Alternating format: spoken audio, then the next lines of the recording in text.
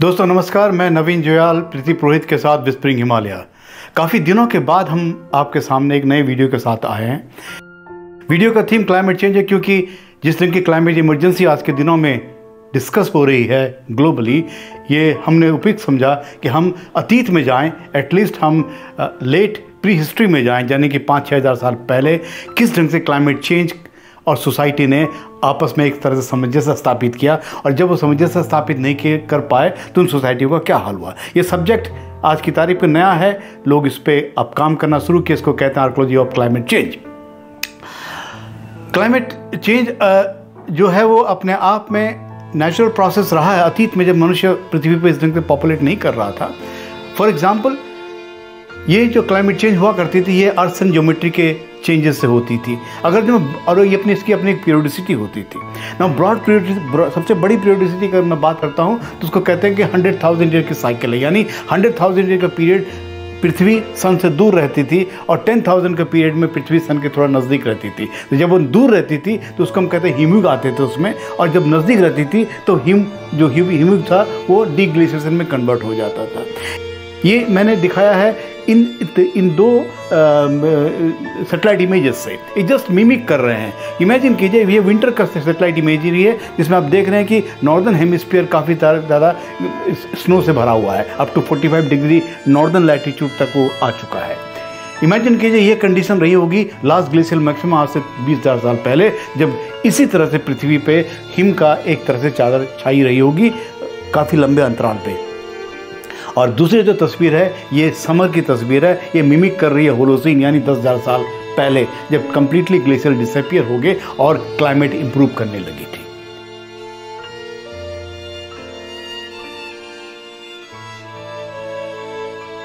ये साइकिल, इसी चीज़ को मैंने एक साइन वेव के साइकिल में आपको दिखाया है कि ये 10,000 ईयर की वार्मर पीरियड्स हैं, इसको होलोसीन कहते हैं, और 100,000 ईयर्स के आपके ग्लेशियल पीरियड्स कहते हैं। इनफैक्ट अब हमको होलोसीन वार्मर पीरियड हम ख़त्म कर रहे थे और हमको अब ग्लेशियल पीरियड की तरफ जाना था।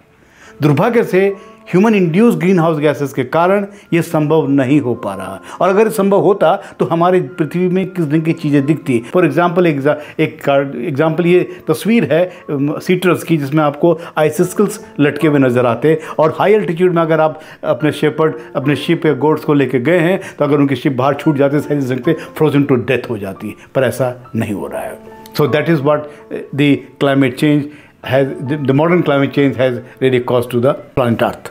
अब चलते हैं आज के टॉपिक पे, आर्कोलॉजी ऑफ क्लाइमेट चेंज। इसको समझने के लिए या समझाने के लिए हमने दो साइट्स लिए हैं। एक साइट्स हमने लिए जो मेसोपोटामिया में है, मिडिल ईस्ट में, यूफ्रेट एंड टिग्रिस नदी के द्वारा सिंचित इलाका माना जाता था, और दूसरी साइट हमने ली है Dholavira western great of Kutch में, वो भी एरिड सेमी एरिड इलाका माना जाता है।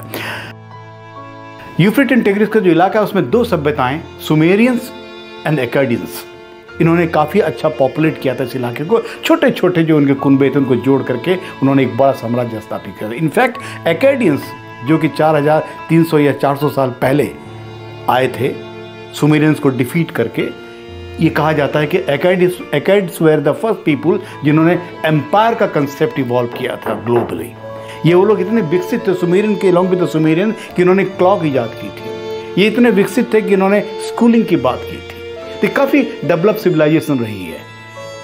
ये कंप्लीटली डिक्लाइन कर जाते हैं, और ये कहानी स्टार्ट होती है 1985 में, जब नॉर्दर्न सीरिया में एक जगह है तेल लियाला एक जगह है।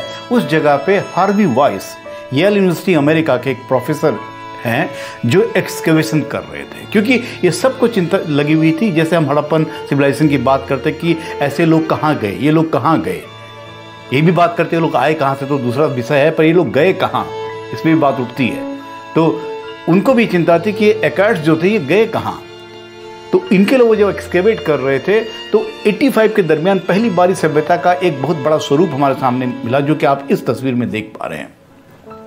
और 1990 में प्रोफेसर हार्वी वाइस ने कंटिन्यू किया इस रिसर्च को। 1990 में बड़ा इंटरेस्टिंग चीज़ उनको देखने को मिली, जो आप इस स्लाइड में देख रहे हैं। उन्होंने देखा जब एक्सकेवेट कर रहे थे तो एक लेयर में उनको अर्थफॉर्म यानी एनिलिडा के एविडेंस मिलते हैं। इसका मतलब एनिलिडा जब आपको दिखता है तो आप उससे अंदाज लगा सकते हैं कि वो उसी जगह पाया जाता है, मॉइस्चर कंटेंट ज़्यादा है।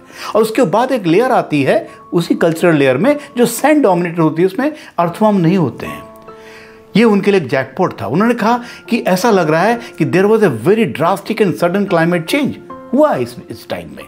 और जब एनिलिडा थे तो उस इलाके का स्वरूप, जो बगल साइड में जो स्लाइड आप देख रहे हैं सवाना टाइप के, इस ढंग की शायद कंडीशन रही होगी। और जब एनिलिडा खत्म हुआ और जब वो सैंड आई है तो इस ढंग का डेजर्टिफिकेशन रहा होगा। ये उनका इमेजिनेटिव वो था, कंसेप्ट था। पर जब उन्होंने उसको डेट किया तो उसकी एज आती है 4200 साल। तो उन्होंने कहा ये 4200 साल जो है, उस टाइम तक क्लाइमेट के कुछ पेपर आ चुके थे इंडिपेंडेंटली।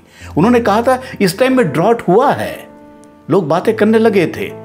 इसका प्रोसेस भी लोगों ने अब थोड़ा बहुत समझने की कोशिश की। उन्होंने कहा कि साइबेरियन हाई ने ब्लॉक किया था वेस्टर्लीज को और उसके कारण इंडियन समर मानसून भी वीकेंड हुआ, वेस्टर्ली का मॉइस्चर कंटेंट भी वीकेंड हुआ। ये अपना भी कंट्रोवर्शियल सब्जेक्ट, उसमें मैं नहीं जा रहा हूं। लेकिन जब इन्होंने ये बात कही तो लोगों ने सोचना शुरू किया कि क्लाइमेट चेंज तो सुमेरियन की अगर हम बात करते हैं 7000 साल से चल रहे थे सुमेरियन, और 4200 साल तक सुमेरियन, और साथ में ये भी चले, क्या वो एकैड्स भी चले।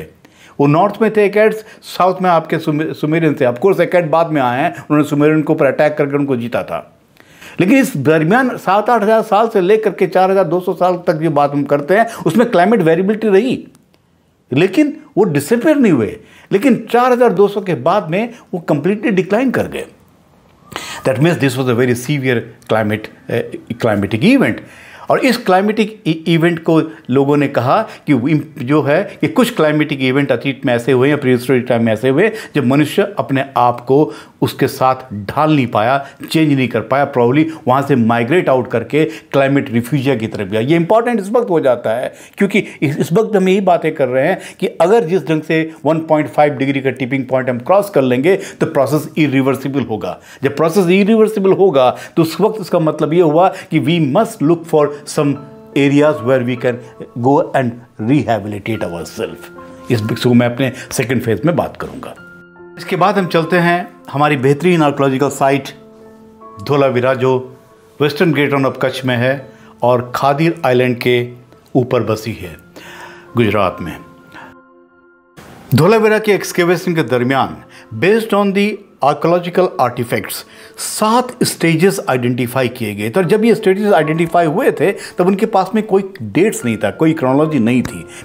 फिर भी कोशिश उन्होंने करी, क्योंकि होता क्या है आर्कोलॉजी में, ये जो आपकी पॉटरीज होती हैं वो काफ़ी टिपिकल होती हैं और पॉटरी का शेप, उनकी ज्योमेट्री, उनके कलर, उनके टेक्सचर से आप रिलेट करते हैं उन पॉटरी के साथ में जहाँ पे डेट्स अवेलेबल हैं, उससे आप उनको कल्चर पीरियड असाइन करते हैं। इन 7 जो स्टेजेस थे इनको जब डेट किया गया रविभूषण के द्वारा, और उसको सेनगुप्ता एट अल ने 2019 के अपने पेपर में जर्नल ऑफ कॉटनी साइंस में पब्लिश किया, तो आप देख सकते हैं स्टेज 1 जो सबसे लोअर स्टेज था वो लगभग 5490 साल के आसपास आता है, जिनको उन्होंने कहा है कि ये अर्ली हड़प्पन्स थे। और इसी को कहते हैं कि ये वो पीरियड था अकॉर्डिंग टू आर्कोलॉजिस्ट जब इनिशिएशन ऑफ फोर्टिफिकेशन स्टार्ट हुआ था। ये बिस साहब का मानना है, डॉक्टर आर साहब का।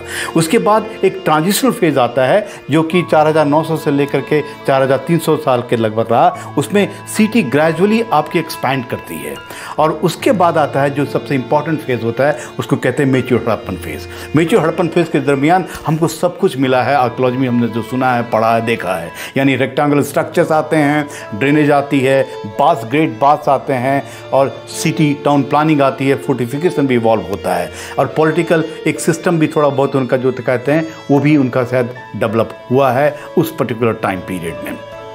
उसके बाद आता लेट मेच्योर हड़प्पन। ये बहुत इंपॉर्टेंट है। ये जो फाइंडिंग्स आई है, डेट्स तो इस स्टडीज़ के दरमियान आई है, 4200 मान सकते हैं इस साल को, और 3800 साल तक ये फेज चलता है। इंपॉर्टेंट पार्ट ये था कि इस पर्टिकुलर पार्ट में आर्कोलॉजिस्टों ने, यानी डॉक्टर आर.एस. बिस्ट और उनकी टीम ने यह कहा कि भाई कल्चर के जो एलिमेंट थे वो डिक्लाइनिंग ट्रेंड की तरफ जा रहे थे, यानी कि जो क्वालिटी उनके मेच्योर हड़प्पन में मिल रही थी वो उस ढंग की नहीं थी। साथ में जो स्ट्रक्चर बने थे उनकी मेंटेनेंस भी कम होने लगी, यानी क्या आप उसमें इन्वेस्टमेंट नहीं कर रहे हैं, आप छोड़ दिया ऑलमोस्ट उनको। और सिटी जो थी वो भी आपके श्रिंक हो रहे हैं, और जो पॉन्ड्स थे वो भी आप अबंडन कर रहे हैं।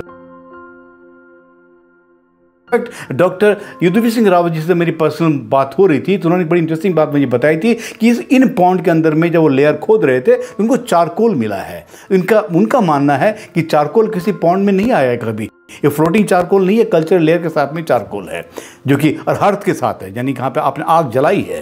तो उनका मानना है कि इतना सूखा पड़ा, इतना ज़्यादा कम पानी आने लगा कि वहाँ पे लोगों ने ऑक्युपाइड कर लिया अपने हैबिटेशंस के लिए।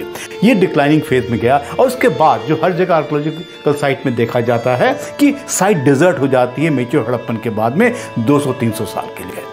पहली बार प्रोफेसर अनिता सरकार और उसकी टीम ने ये डेमोन्स्ट्रेट किया धोलावीरा से कि इंडीड ये जो डिक्लाइन हो रहा था 4200 साल के लगभग, वो आपका वही पीरियड था जब एक्काडियन एम्पायर कोलैप्स कर रहा था। ये वही पीरियड था जब हमारे फराउज जो थे उनके जो किंगडम डिसैटर्ड हो रहे थे सब। ये वही पीरियड था जहाँ काफ़ी था इलाका और भी था कल्चर्स का जो कि डिक्लाइन के ट्रेंड में जा रहा था, क्योंकि अब डेटा काफ़ी ज़्यादा आने लग गया है। इस क्लाइमेट के मैसेज को कन्वे करने के लिए मैंने एक डेटा निकाला जो वांग एट अल का 2005 का डेटा है, साइंस में पेपर पब्लिश हुआ था। इस डेटा को मैंने अपने हड़प्पन सिविलाइजेशन के सीक्वेंस के साथ में प्लॉट किया। आप देख सकते हैं कि लगभग 4500 साल तक आपका क्लाइमेट जो था, यानी मॉनसून, येलो मैंने एक रेक्टेंगल लगाया है, वो बता रहा है कि monsoon was not very bad. Of course it was fluctuating but it was overall अगर रिलेटिवली देखा जाए तो ये हाई है compare to the subsequent period of after 4500 year. उसके बाद हम देखते हैं कि 4500 के बाद में मानसून डिक्लाइन करना शुरू करता है और वो जो मैंने कहा 4200 साल का डबल ड्रॉट हाइपोथेसिस है उसकी दो पीक आपको दिखती है जो कि मैंने एक सर्कल डॉटेड सर्कल से आपको दिखाया है। ये वही पीरियड है जिसने हमारे ग्लोब की बहुत सारी सभ्यताओं को आगे कंटिन्यू नहीं करने दिया या उनको फोर्स किया जहाँ वो रहते थे वहाँ से वो माइग्रेट करें उस इलाके में जहाँ उनको क्लाइमेट रिफ्यूजिया मिले। आर्कियोलॉजी ऑफ क्लाइमेट चेंज एक जो नया सब्जेक्ट जो हमने स्टार्टिंग में कहा था आपको, is a very important subject. ये समझाता हमको कि कैसे societal response to climate change अतीत में हुआ है। ये सब्जेक्ट हमको ये भी बताता है कि एक क्लाइमेटिक पर्टर्बेशंस का रिस्पॉन्सेस डिफरेंट जगह में डिफरेंट होता है। फॉर एग्जांपल हमने ये भी आपको बताया कि लास्ट ग्लेशियल मैक्सिमा के बाद जब क्लाइमेट इम्प्रूव करी तो जो एग्रीकल्चर प्रैक्टिसेस थी वो सिंक्रोनसली हर जगह ग्रो नहीं करी हैं, डिफरेंट जगह में डिफरेंट टाइप में इवॉल्व हुई हैं। वो डिपेंड करती है सोसाइटी का स्ट्रक्चर क्या है और उसकी जोग्राफिकल लोकेशंस क्या है। हमने ये भी बताने की आपको कोशिश करी कि सुमेरियन एम्पायर के बाद एक्काडियन एम्पायर एक कंटिन्यूटी में चलता है, लेकिन 4200 साल का जब क्लाइमेटिक पर्टर्बेशंस आती है जो कि ग्लोबल ड्रॉट के नाम पे जानी जाती है, ये सोसाइटी सस्टेन नहीं कर सकी, दे वर्चुअली कोलैप्स्ड। पर when we come to the Harappan civilisations, example बहुत ज़्यादा हमारे पास तो नहीं है पर धोलावीरा का हमने आपको एग्जाम्पल दिया। सोसाइटी टोटली कोलैप्स नहीं करती है, डिक्लाइन की तरफ जाती है, यानी कोशिश कर रही थी सोसाइटी फिर से उस ड्रॉट को सस्टेन करने के लिए, पर शायद कुछ सालों तक वो चली पर वो नहीं चल पाई। सवाल ये खड़ा होता है what is that particular tipping point beyond which society can not sustain the climate change. ये आज के संदर्भ में बहुत उपयुक्त हो जाता है क्योंकि कोप 2015 का जो पेरिस का एग्रीमेंट था उसमें कहा गया था 1.5 degree is a critical temperature beyond which if we go the things are going to become irreversible, system self perpetuating हो जाएगा। अगर ऐसा होता है तो हमें लगता है कि सिचुएशंस ग्लोब की ऐसे कुछ होने वाली है जैसे सुमेरियन एम्पायर का हुआ था, एक्काडियन एम्पायर का हुआ था। I am going to be back with another video where we will talking about the modern climate changes, उसके आयाम्स क्या हैं और क्या हो रहा है। Thank you very much for watching. Naveen and Preeti whispering Himalaya.